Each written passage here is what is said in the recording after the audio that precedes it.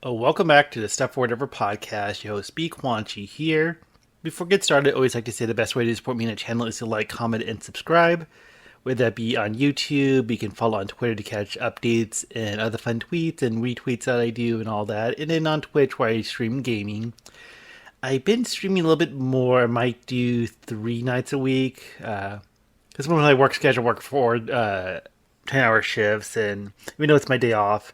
But it's been kind of fun. I know I don't really have much of an audience, but it's like if I want to revisit a game, whether it be nostalgic or check out some indie games or just game I'm going to play anyway. Sometimes like I don't want to keep streaming. Like I play a little bit of the Fall Guys and Multiverses, but I might stream those again. More likely Multiverses, but I don't want to be like too repetitive in a sense. But I'm not sure if it being all over the place also kind of hurts or helps. I'm not sure, but I've been doing kind of series with Sonic Adventure 2 and Pokemon the Trading Card Game, so I think having 3 nights a week helps with doing games I want to actually complete, and then like an extra like one off or whatever. And those gaming streams are gettable as VODs on a YouTube channel, so full circle, BQuanchi all around. So we got a very special podcast this week. It's kind of fun. I've been kind of repeating myself, saying I've been wanting to take a little break and hiatus and all that, just because it doesn't feel like the podcast is as big as like it's a solo. I'm not sure how many people do like a solo podcast without like a theme or anything like that, where they can like storytell of like voiced over or like a documentary, or I don't know. I don't know what's out there. I don't check out every podcast, barely a small handful. But I don't know. I just kind of feel like it's kind of like a diary or a journal, whatever, or just stuff I just want to talk about. Yeah, so we'll see. I'm gonna say probably next week might not have anything unless it's something like more I want to talk about, or just kind of shoot the shit, even though it's just with myself. So kind of sad, but oh well, it is what it is. So the first thing I wanted to talk about is kind of more ranting, and it is shopping at Walmart. As I feel like in a few times on the podcast, but this is more specifically doing an item return, which feels like it's its own hell, its own level of hell on its own. Because basically, what I want to do is get a shoe rack or something like that. That I don't have like too much space in my area, but I've been getting like wanted to be more organized. Like, oh, I'm gonna get one of those over the door shoe racks kind of thing. So I did buy one, and I was like, okay, this works. It's like not like too bulky. Anyway, but then when I just like when you kind of like it has like pockets and like okay, I can fit each shoe in a pocket. But then when I brought it home and started, it was pretty easy. It just goes over the door, so it's nothing too complicated.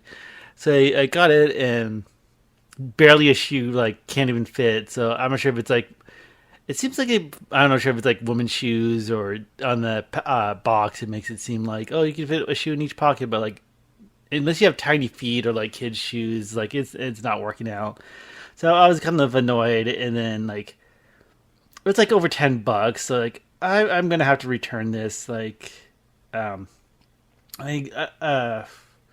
yeah, because it was last week in my days off, and I don't want to like keep going back to Walmart and all that, even though it's not like too far away. It's just a quick little drive. So, but this is what the complaint is like going to the returns. I'm not sure if it's like every Walmart or just the one I go to, the one near me. But like the customer service, it's like for returns, there's like 5 or 6 people just waiting, and only have like one worker taking returns, and it just like I don't know what goes on, but like I swear there's like always each time I don't return items too often or have that come up, but it seems like there's always that one person who has the most complicated return that for some reason it takes like 20 minutes. And then like the person working behind the counter has to get like 2 managers or whatever to like help out. And I don't want to like diss or put down like frontline workers, especially if it's like entry level, all that. But it kind of almost feels like there's like not that experience or knowledge or whatever, like knowing what they're doing.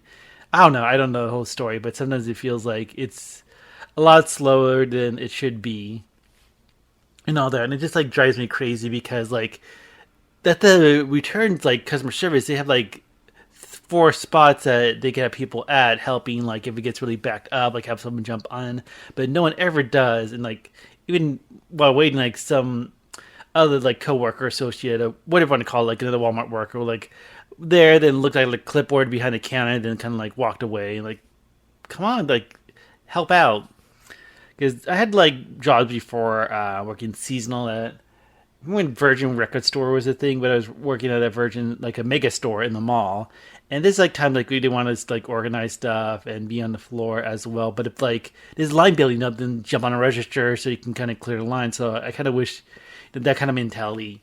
Kind of reminds me when I go to the bank. Well, what I used to like most of my stuff. If I do need to go to the bank, I could just use the ATM to deposit stuff or whatever. But it feels like at the bank, like I'm a simple person. Like I know what I need done and like in and out kind of thing. And I don't know, just like I don't know why people have like these situations that take so much time. Didn't like there was one person like actually trying to return, like she had to check the tax and stuff like that, and the guy was like kind of talking over her. Like I think he was trying to be more helpful, but it's like, dude, shut the fuck up so she can do her job. Like, then she has to like start explaining like, oh well, yeah, I have to check this out because it's all that stupid bullshit. And it gets like backed up and backed up, and then when it's my turn to return my item, I think it literally takes less than a minute. So I'm like in and out, like, hey, I want to return this to my receipt, blah blah. And I don't really see two people get like too fussy, like I don't have my receipt or trying to yell, but I don't know what kind of bullshit goes out on that. Seriously, like 20 minutes, and then they only have one poor little worker behind the counter. I wish like put two or three, or like have people like jump in when needed, because it's like a pain in the ass when there's like 5 or 6 people waiting in line. And then from there, I tend to shoe rack one. I'll check the other shoe racks. I might get something that might actually work better. I did find one that I thought would work better, but then when I went home, because it was a bigger one that you kind of have to assemble, but it was still meant to be over the door. But just because how my apartment set up, the doors to bedroom, the door that I wanted to put it on, it's like a double door, so it's a slightly smaller than your typical like bedroom door. Just because it's like two halves, and it's like, oh, it doesn't fit because it's like it hangs off and like I can't use it, so I had to return it, and I like just gave up.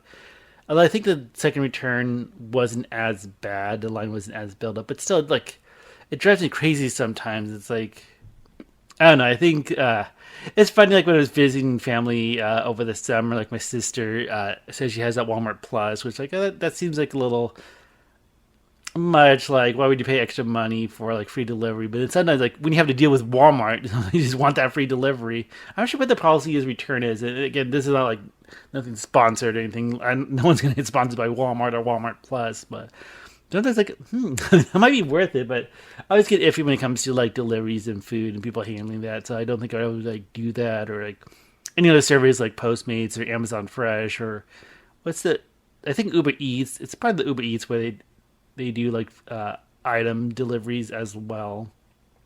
It's kind of just random, like Walmart being what it is. So one thing I'm excited about is JoJo's Bizarre Adventure. This dropped, I think it's the second half of Stone Ocean, the latest season on Netflix. So I haven't even started yet. I just realized it dropped, and I think they planned it because also the new video game, the fighting game, this dropped, which I'm not sure if the fighting game's like a port or an updated version of it, because I've seen fighting games in the past. I'm sure it's the same people who do like the other fighting games, because I know like Jump Stars had a lot of like the anime crossover Shonen Jump stuff that discontinued the servers for online multiplayer, which sucks. I might play that game just to do like random versus matches, just to see.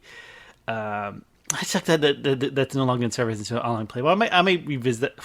No, I can because it's on my Switch and I don't have a setup. Never mind, scratch that. But I probably will play the. I don't want like just shell out money for every new release that comes out, but I think I might just get it instead of waiting for it to go on sale or anything like that. But yeah, I'm kind of excited about that and watching the rest of the season on Netflix. I know like people, I don't know why people were saying like how Netflix did JoJo Bizarre Adventure dirty and all that, but I think it was just like probably a longer delay than it should have been. But I've seen that in the past, like when it aired on Adult Swim, that usually there's a gap between the two, I guess, parts, or like the season's always broken up, but there's a little gap.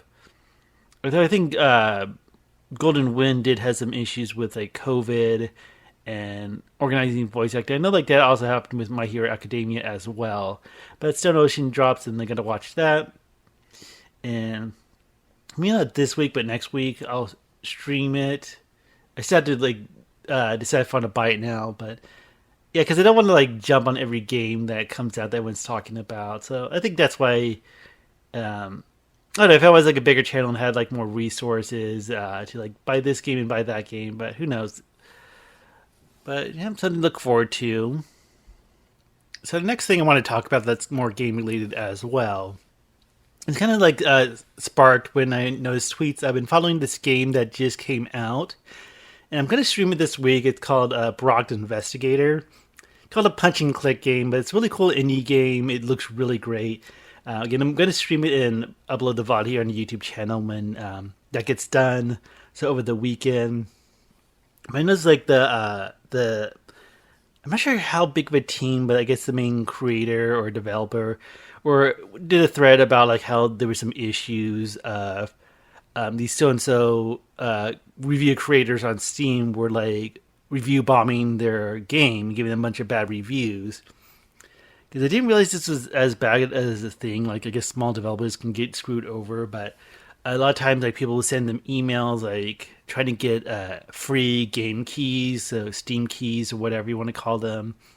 I think, like, other platforms have them too, like, for, like, Switch or PlayStation, but basically a code that will let them download the game, saying they're going to review it and all that.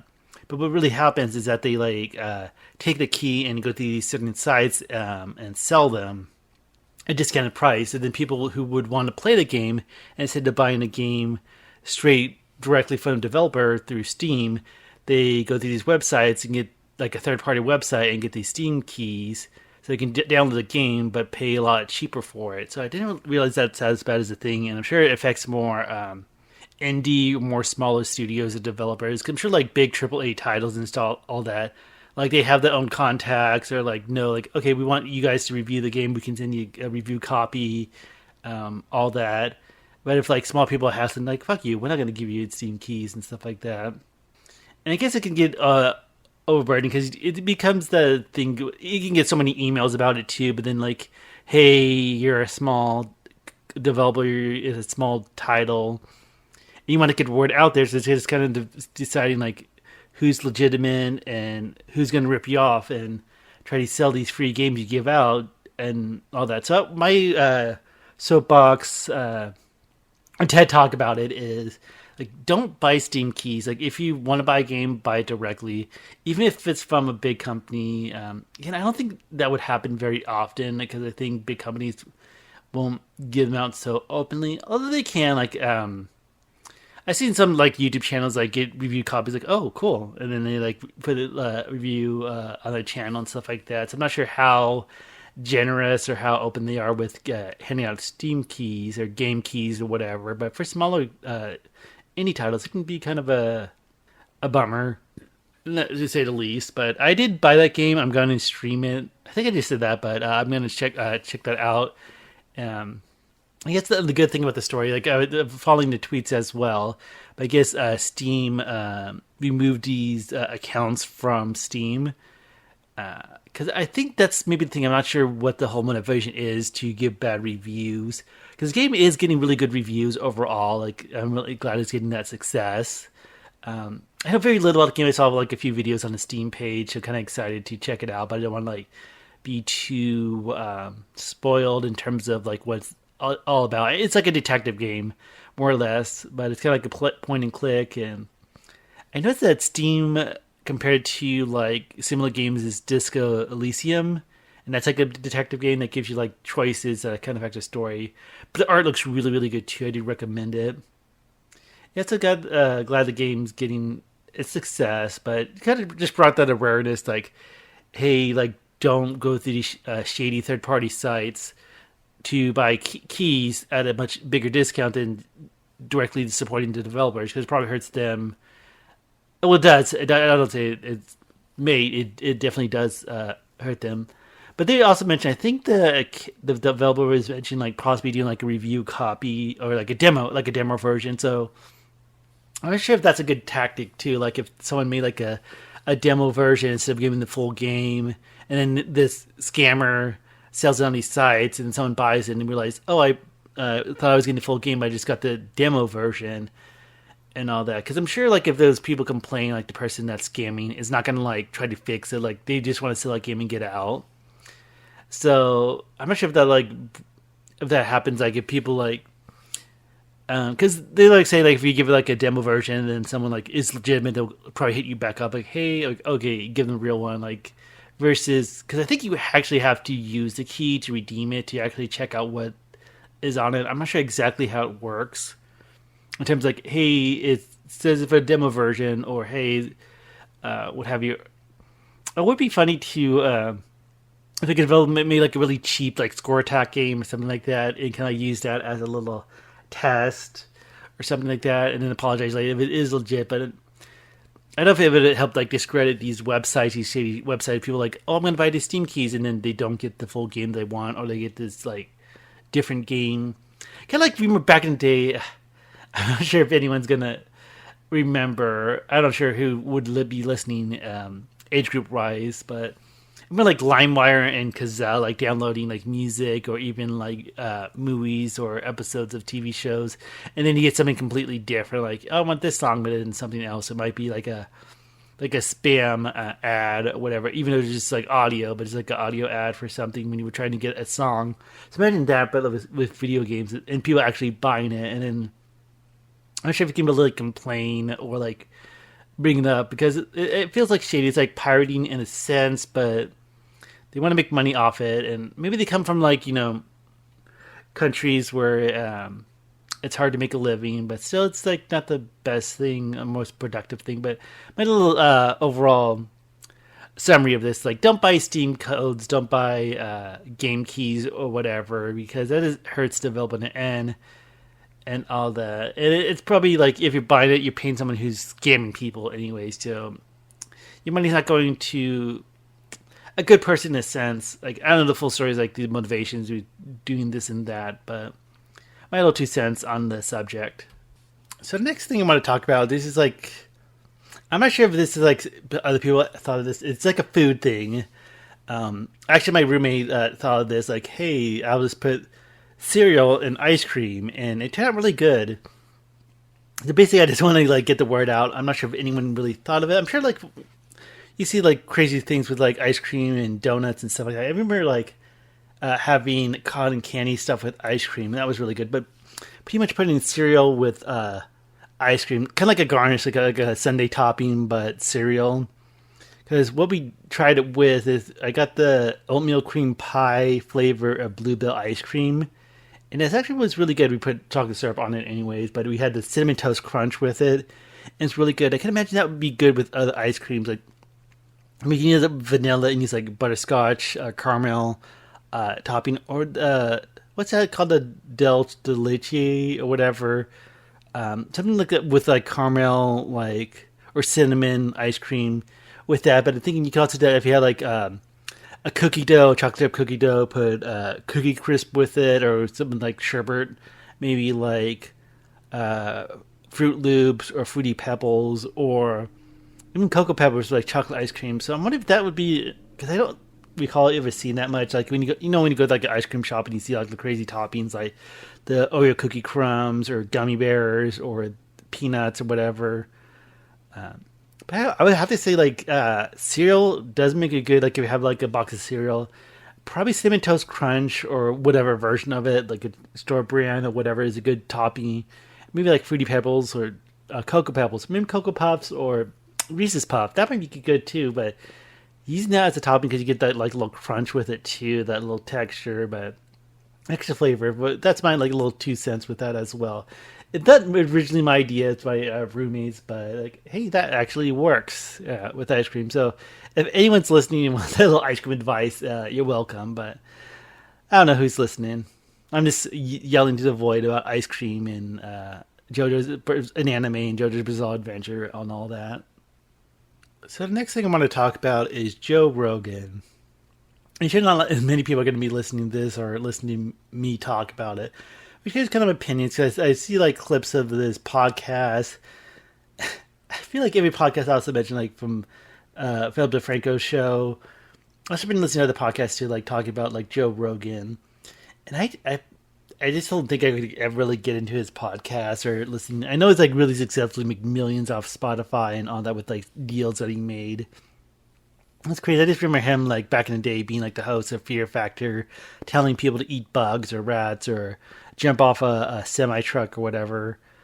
But yeah, I just think it would just drive me crazy trying to really listen or follow to his podcast. 'Cause I do think our views are a little different, maybe at times conflicting. I know he seems like I don't know. He seems like a good guy, so I can't really like, hold it against him in a sense. Like there's like you hear the controversies and stuff like that, and I think the time like actually apologize for stuff or whatever. So I don't think he's like too arrogant. I guess that's the best word for it. But I feel like we won't um, see eye to eye. I mention that because I think like again, it may not be fair because I don't like follow all his podcasts or what he says or all that, but it just seems that like I don't know if it's like his co-host or something, but I feel like it's always surrounded by yes men and people who like say yes, whether it's his followers, his co-hosts, his guests. I feel like it's very, from what I've seen with some clips, like very little opposition or all that. I think that makes kind of a good thing when it comes to podcasts in terms of like if everyone's just going to agree with each other and even if they're in the wrong, they're not going to catch themselves until it like blows up online. Not to say like you always have to have like people conflicting and all that, but it would just drive me crazy just like everyone being like a yes man and all that, and not like taking him down a peg, but like hey, I don't completely agree with that idea of being part of those ideas are flawed and all that. I remember listening to podcasts, not his podcast, but like talking about like something he said about like people playing video games and stuff like that, and how it's like can be a waste of time. I think what he used like a good example, like instead of playing video games, focus on like you like taekwondo or jiu-jitsu, and then you focus on that, and then win tournaments and become like the best, and have a school, and then have like a really high school, not a high school, but like a reputable school, and then all of a sudden you'd be like rich, training in jiu-jitsu and like drive a Mercedes, something like that. I don't like butchering that idea and all that, but it's like, like people aren't gonna get that successful, especially with jiu-jitsu. I think it's a very small, tiny few. I can't remember people like really talk about taking martial arts and stuff like that. I know like Joe Rogan, like he gets into that and he's fit, so I definitely don't want to pick up a physical fight with him. But it's crazy, like video games aren't quite a waste of time. Like I meant, it can be like if people are neglecting opportunities to make an income, to make a living. But people like recreational can just like build connections with people, have fun, all that. Like you watch a movie, you watch a TV show, play a video game, and then with all the like financial success with it be like Twitch streamers or Let's Play channels on YouTube, even like tournaments like with like a year or two. Well, I think they have it every year, but I remember like watching a Fortnite, just like the news of Fortnite tournament, and like a kid won like 13 years old and got like $2 million, or I forget how big the prize is. To me, it's like video games aren't that big a waste of time. It just kind of depends, but also I feel like there's a lot of luck to it too. But you can't like knock anything.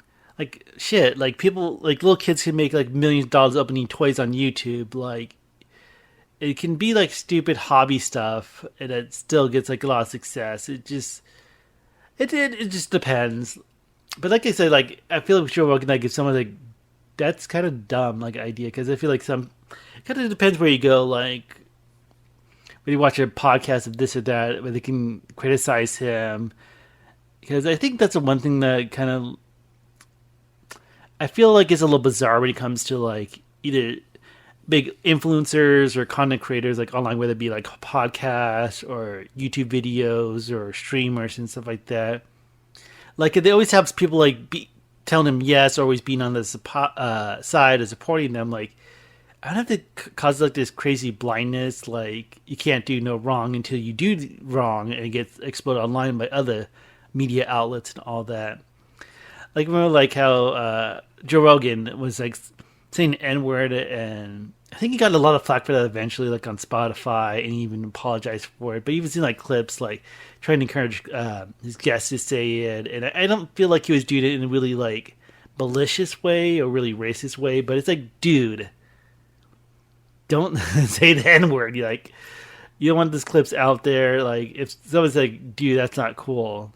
Versus like, okay, just roll along with it, or just like, don't want to oppose him because you feel like his following or his connections and stuff like that will better just like play along versus being an opposing force and all that.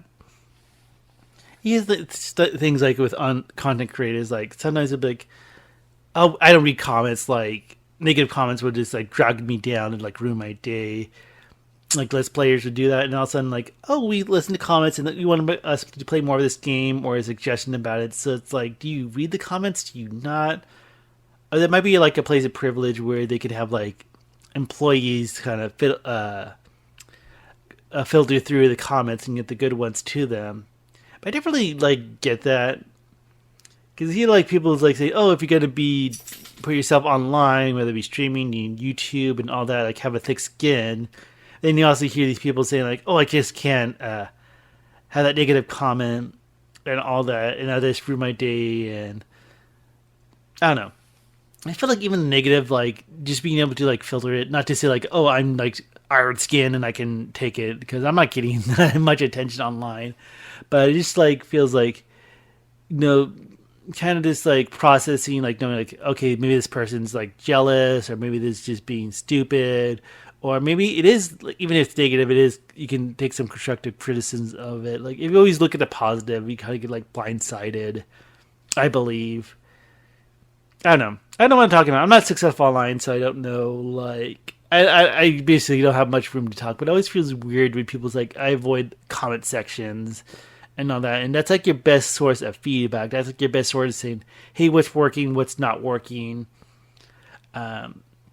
And not to throw out these words, but if some people just being a hater, just to be a hater, just being toxic, just be toxic, be able to process that, saying, okay, like, yeah, I don't like what they're saying, but maybe there's more going on with them. Maybe it's not as sincere and all that. Because I wonder how many people like post comments and stuff like that, thinking like no one's gonna actually like read them and all that. Especially when you feel like a big content creator is not gonna pay attention to a small speck of a commenter. But I don't know.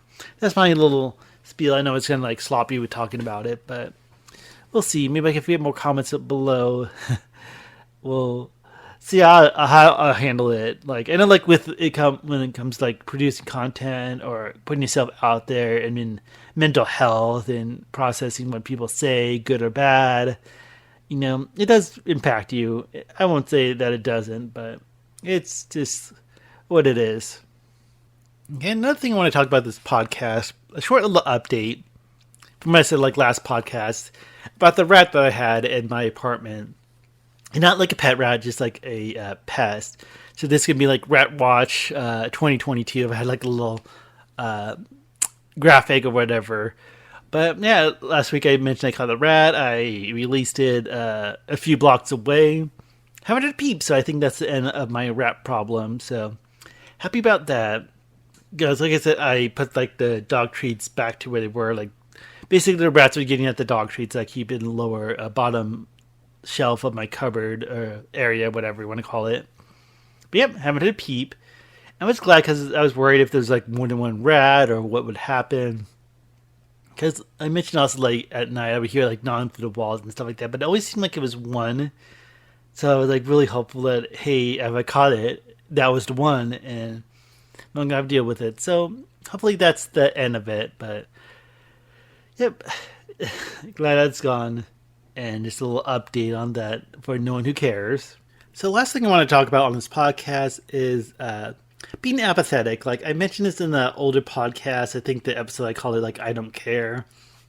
Because I was like thinking like, not to say like I don't care about anything, but I do feel like I can be a very apathetic person when it comes to like other people. Not like friends or family, but like strangers. You like small talk, whether you're at the store or doing public transit or this or that. I feel like That's why you probably don't have a huge group of friends or contacts or whatever. But I'm like thinking to myself, like, is apath a thing? Like I was thinking, like, because I heard the word empath before, and like, can you say like you're an apath, like use as like a title? I guess, even though that seems kind of cringy just even thinking about that. So I like Googled it, and I found this like weird article, and I don't know if it's like saying that being like apath was like a term for like psychopaths. Like, I think it was like saying um, three like categories, like there's a sociopath, an apath, and an empath. Because I heard like empath before, and I thought that meant like you're empathetic, like you can really get what people are feeling and empathize with them. But it's made it seem like it's all like crazy people just trying to like manipulate and have their own motives and stuff like that. Like I think like sociopath is like uh you don't process what's good or bad. Like it's kind of more of a selfish thing, I guess. Like you can steal and not see anything wrong with it. You can kill like an animal and not think there's anything wrong with it. Like it's for your amusement and all that. Like because like a psycho and all that. Like sociopath would do like anything that like further gains them, no matter if it hurts somebody or something. And I was just saying, like for empath, again, I don't. Maybe I have to look into it more, and I think it's like being looking at this article, like my brain started spinning because I don't want to like dive too into it. But it's like an empath is someone who like manipulates people, like seeming like they're really empathetic, so that people would empathize with them, and can use that to their advantage. Which I'm sure that is empathy or like empath, like a sociopath or psychopath kind of thing. I'm thinking back, like even saying like apath, like being apathetic, and I don't feel like even though I don't care a lot about like random people or things like that, I do care a lot of things. I think when I make those connections, like I do really care a lot, but for the most part, it feels like it's almost easier not to care, so you don't get like too attached. Like when it comes to like dating and like new friendships, like don't be like so invested in the beginning, because if it like turns out they it's like flake out on you or ghost you or whatever, like oh I didn't invest myself. Like I would appreciate the opportunities, or would hope have the hope like it could be something more. But in the end of the day, like I feel like it's better not to care than to be too like butthurt or heartbroken about it. But I guess like I would say, like an apath will like not even do the right thing if it's present. Like I don't think you really gave an example. But imagine like you were walking down the street and someone like was really injured or like bleeding or something like that, and like an apath would look at them and like oh just move on and not get involved. Versus like your normal human being would like help them out and see like call 911 or you know whatever they can do to provide it. If someone's like bleeding out or in trouble and stuff like that.